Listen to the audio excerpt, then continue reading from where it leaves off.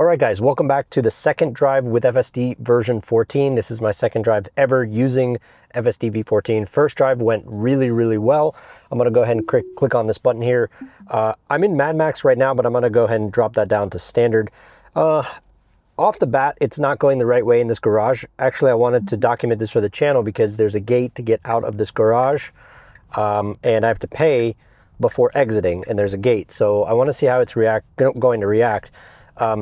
Right now it's going up, so it's going the wrong way. It should be going down to exit the garage, but we're actually going up for some reason. Slowed down real nicely for that. Let me drop this down to standard mode, by the way. So again, we're going the wrong way, and I'm not sure where it's going or why it's doing this. It's just going all the way up. I'll let it do its thing. I mean, this is just kind of a waste of resources and a waste of time because obviously we're gonna have to go back down. There's really only one way out of this garage, this parking garage, which generally there's only one way out of any parking garage. So it should know to go down instead of up. So you can see now we're on the rooftop. Guess we'll get a nice view, but yeah, it's just not, it's not going the right way. So I'm assuming once it hits that wall, there's nowhere else to go. It's just gonna figure it out. Let's see if it's sentient enough. There's that word. Okay, so there you go. So it found okay, it found the wall. Now it's reversing itself. Okay, this is eventful. It backed out a little bit. It's just trying to, I'm assuming it's trying to get out of this garage. There you go, perfect. So it's intelligent enough to have realized that it went the wrong way in this parking garage. I mean, you know, I wish that it just went the right way from the get-go because, like I said, I've never seen any parking garage that has an exit on top. It's really, you only have exits down below, right? One way in, one way out. So I'm not sure where it decided or why it decided to go north instead of south in this garage, but I'm assuming it's bad training, maybe a bad decision, not sure. So it's asking me to apply slight force, probably because I'm wearing a hat. So I'm gonna tip my hat up. Sometimes when I wear a hat, the onboard camera that watches your eyes is obstructed, and so it can't see the eyes. So all I do is I flip on my hat a little bit. All right, let's pay attention here because I wanna see if it's gonna, once it gets to the first floor, which is one more, I want to see if it's going to stop at the gate, let me pay, and then once the gate opens, will FSD move forward? So let's see if I have to intervene at all to get out of this garage. I will be super excited if I don't have to interact with any of the controls and if it just lets me out. I'm going to turn off the AC, or the heater rather. All right, so there's the gate. You can see there's a car coming in. So let's see, let me pull down the window so it knows what I'm looking to do. And there's the pay station right here. So there's the pay station. I need to go up just a tad bit more, just a tad bit more. Okay, it's still quite far. It's still quite far, and I can't quite reach. Let me tap on the accelerator here. Okay, let me tap again. So it didn't bring me fully to where I needed to be. It's quite far from the pay station, but you know what? It did it nonetheless. So now it's just asking me to pay. So let me do that. Okay. All right. There we go. Is it going to move forward? Yes, it does. It moved forward, now it's making a right. I think it's going the wrong way. Navigation, if you check here, navigation now is going that way, which is fine. Let me pull up the window now. Let me make sure everything is still recording. Okay. Okay, so it did well, but it stopped a little bit short of that pay station. So I had to give it a little bit of acceleration just so I could reach the pay station. Otherwise, I'd have to get out of the vehicle, which defeats the purpose. But that was still really cool to see. My first ever sort of gate or like drive-through, pull-through experience with FSD V14. So I'm glad I was able to document that and share it with all of you guys. So we're making this right turn. We're in the middle of downtown here, so we'll have pedestrians all over, we'll have cars all over. My last video, I avoided highways. This video, I'm gonna take highways to see how it does. I expect flawless behavior. I mean, highways is where FSD has been shining for many, many months, if not more. So, no turn on red when cyclists are present. So let's see what it does here, because technically we could turn right. It just says don't turn right on red when there's obviously cyclists, but you know, technically we could go right now. I'm not going to intervene. It's interesting that it decided not to go. I'm not sure if that's... I don't think it can read signs yet. Let me know in the comments down below. Can FSD V14 read no turn on red signs?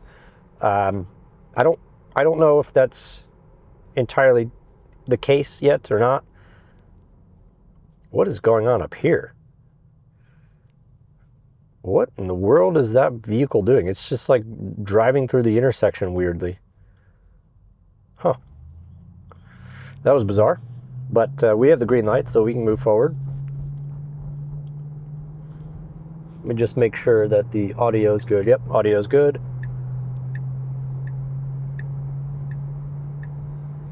We are getting on to the highway here. I'm in standard mode. From my first drive with FSD 14 just a few hours ago, I've noticed that standard usually likes to hug about 4 to 5 miles per hour over the posted speed limit sign. If it's 40, I've noticed standard would be going 44, 45. Chill usually only goes about 2 miles per hour over.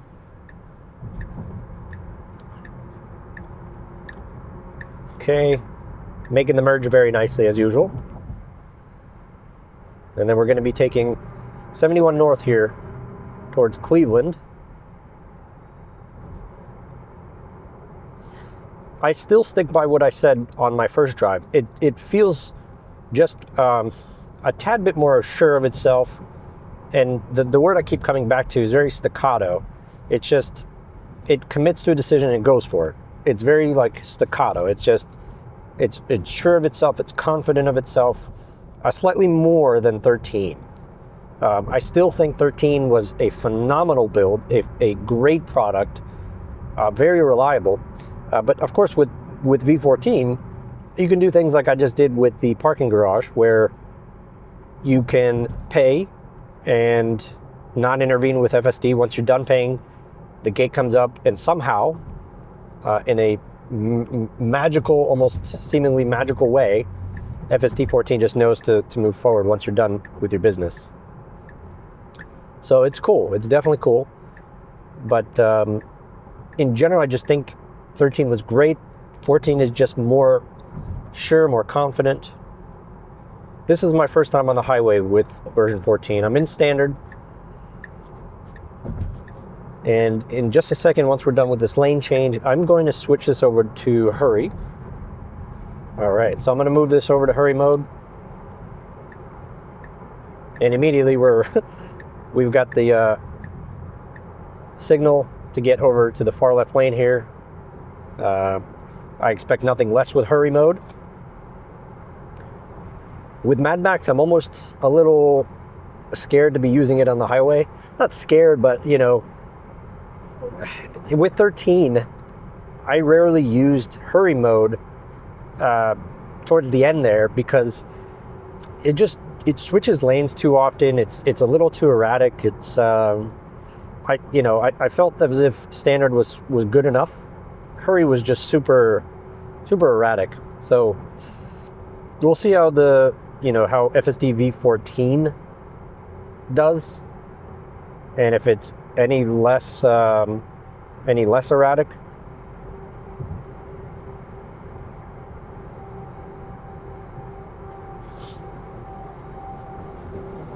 I'd love to find out if you guys had that same experience, if you have tried FSD V14 with a parking garage like I just did. Has anybody dealt with it going the wrong way? In my case, it went all the way to the rooftop to then just make a U-turn. Listen, it got itself out. So that it solved the problem. It was able to troubleshoot on the fly. And ultimately, it got us to where we need to go. But kind of interesting, like, I don't know how they compute that type of knowledge. Like if you're in a parking garage and you start FSD from park, like I did, shouldn't the software know, like, hey, I have to get out of the parking garage. I'm on the second floor or whatever. Maybe it doesn't know what floor it's on, but like it should know that it needs to go down or out, right? Like it's an interesting challenge. I don't know how they compute that from a parking garage, because you can be on the second floor, you can be on the fifth floor, which the end state's still the same. It needs to go down to the ground floor to get out. But a part of me wonders how they calculate that. I don't know. Above my pay grade, but if anybody has any insight on that, definitely let me know.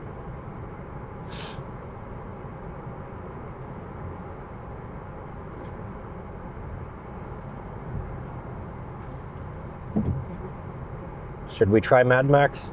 Let me do Mad Max here. I switched it over now. So we're in Mad Max. I'm going to pay attention to the speed. Currently going 75 and a 65. I imagine we're slowly going to increase here. Okay. So now we're making this left lane change.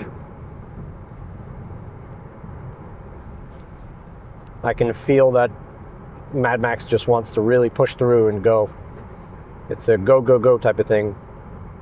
We have the Chevy in front of us that's kind of preventing us from, I think, achieving the top end speed that Mad Max wants. And there you go. Now it's trying to get past this. It's trying to get past the Chevy. So we're 81 now. Somewhat keeping up with the flow of traffic. I mean, we're going slightly faster than this Chevy here. 82 now. So I mean, it is fast. It is very fast. I think for the majority of drivers, it's probably too fast. 83. I rarely go over 80. I mean, depending on the highway, like maybe I'll be going 85, but that's super rare. To be honest, I'll usually be going 75 to 80 tops. But it really depends on your driving habit and risk tolerance. So we're stuck behind this Suburban here, and I can sense it trying to push through everybody. But because traffic is a bit slow here, not slow, it's actually going the speed limit. But for Mad Max, it wants to go faster.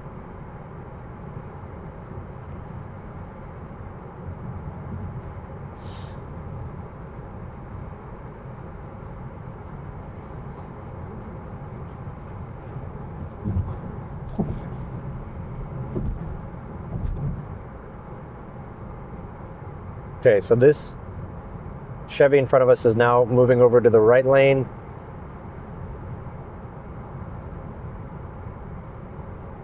I don't see myself using Mad Max very often, I don't think. I mean, hurry's plenty, but we'll see. I know a lot of you guys are concerned with losing speed control, as am I. I'm very concerned with that. I've been slightly worried about what the experience will look like without speed control. So now I'm just fully relying on the profiles, just like everybody else with version 14. And again, it makes sense. They don't want any user interaction at all, right? If you think about the robo-taxi, if it's a fully autonomous vehicle, there's going to be nobody in it to control the speed. It needs to know how to adjust speed on the fly on its own. So I get why they did it. It makes perfect sense. But I think in order to achieve customer satisfaction, it needs to be near perfect. And so far, I mean, on my second drive, like using standard, I use chill, I use hurry, Mad Max, it's doing a fine job for now. Again, this is my only second drive with version 14, but honestly, it's doing a fine job. I want to see what the speed drops down to if I go to hurry from Mad Max. Let me see. Let me switch this down to hurry. Let's keep an eye on the speed. We were going about 80, now we're going 78. Okay, we're not dropping speed very much, which is fine, 77. But this Chevy in front of us here now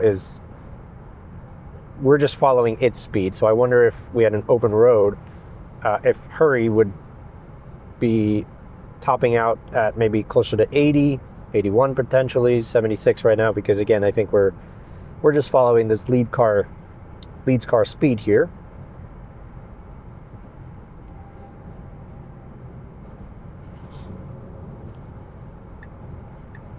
Okay, now we're making the lane change. I wonder if it wants to get past this car or what. Yeah, I think so. I think it's trying to either match the speed or pass the speed of this vehicle here over to our left. Right now it seems like we're just kind of matching it at 77. We're cruising right along the same speed. I do appreciate that it's not trying to hog the left lane. Now it is, because we have this Corolla, which is very obviously going much slower than we are.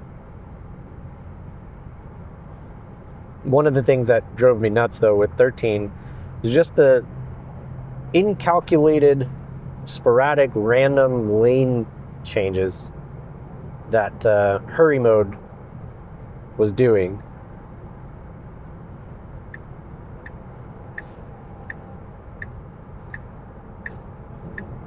Okay, we're almost getting off the highway here in just a minute. So now we're making our way off and into the right lanes here to offboard the highway.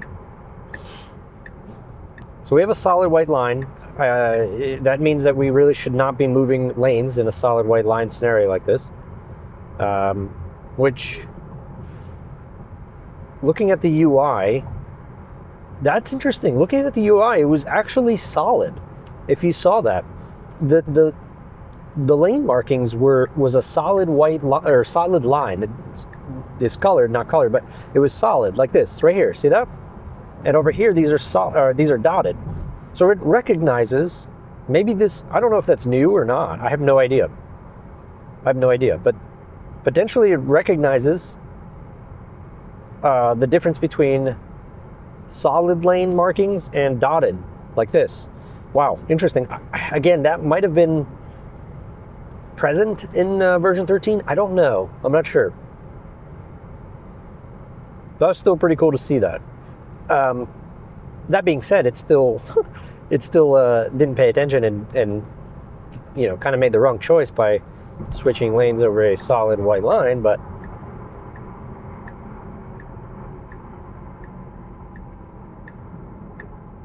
okay, so we're officially off the highway and making this left turn here. Got an older Model Y.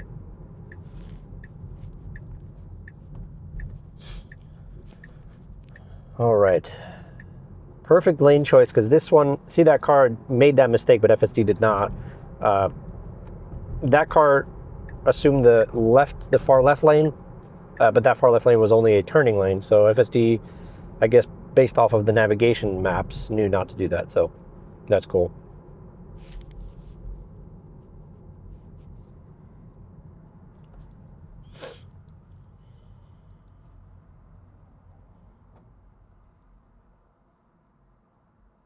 Yeah, sometimes the speed limit signage is still incorrect. Like right now it's showing 35 mile per hour speed limit zone. I don't think this is a 35 mile per hour street. I think this is at least a 45 mile per hour street. But what I've noticed is, even though the navigation is scanning it and reading it as 35, FSD kind of disregards that and still addresses the top end speed of like 45 or 50 or whatever. So it's decoupled. The navigation signage and data is decoupled from the decisions that full self-driving makes. So I'm gonna go ahead and disengage here because I want to go straight. But yeah, that was a great positive experience on the highway. First time with FSD V14. No regression points that I'm noticing thus far. And to be honest with you, I'm not even missing speed control as much as I thought I was going to, because the speed profiles are pretty much doing the right thing. So I hope you enjoyed this video. It's my second drive with FSD V14. I appreciate you letting me share it with you guys and document it. If you haven't yet subscribed to my channel and you do enjoy this type of content, I'm asking for your support. My goal is to get to 10,000 subscribers by the end of this year. So it really does mean a lot if you subscribe down below. Otherwise, I appreciate you guys watching. I hope you enjoyed, and I'll catch you guys in the next one. Bye-bye.